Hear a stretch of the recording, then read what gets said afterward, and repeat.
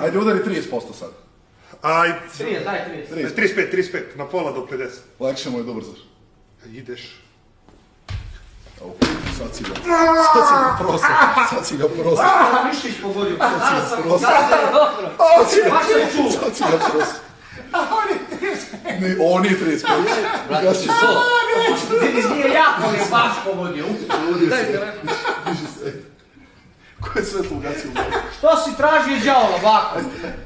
3. Ajmo svi double V u čatu za baku. Dobro, brate. Šta se smiješ? Da, ugasio.